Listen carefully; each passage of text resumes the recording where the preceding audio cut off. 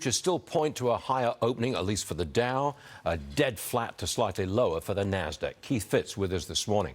Have you seen any signs recently of what we like to call capitulation selling, you know, the washout? Seen any signs of that at all?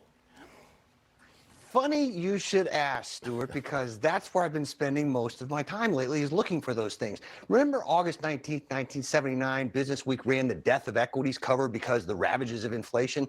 We're seeing the same thing in the media today. Second, treasuries week on week are down 34%.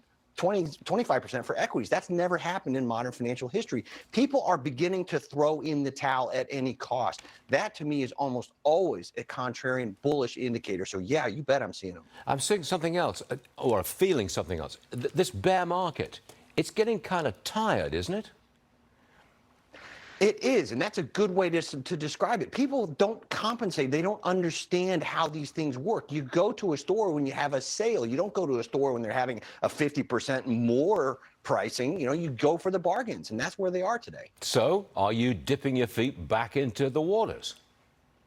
Oh, I've been shopping all last week, and I'm waiting for earnings this week. Got Apple and Exxon, Chevron. Those are some really big ones. So I'm not going to buy ahead of them, but I'm sure going to be content to buy after them if they perform the way I think they will. Okay, you think they're going to, let's take Apple, for example. You think Apple performs well? I do. I think that Apple's going to put up solid numbers. I think we're going to see strong consumer demand. We're going to see interesting impact from the services, which are going to continue to expand. Profit margins there are 70%, Stuart. You don't see that very often. There's only one company making $700,000 a minute, and that's Apple.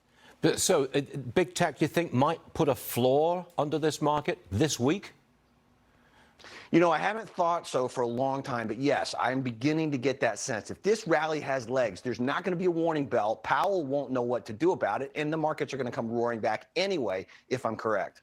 If you're correct. Okay. There's a lot hanging on if you're correct. But there you go. That's the nature of the business, really, isn't it? There you go. It is. It is. You know, it's more than a dice throw, but it's an educated guess. And if you use history as your guideline, it rhymes. Not bad. Keith, we'll see you again soon, and let's hope for a good week for big tech. Here we go. The market is...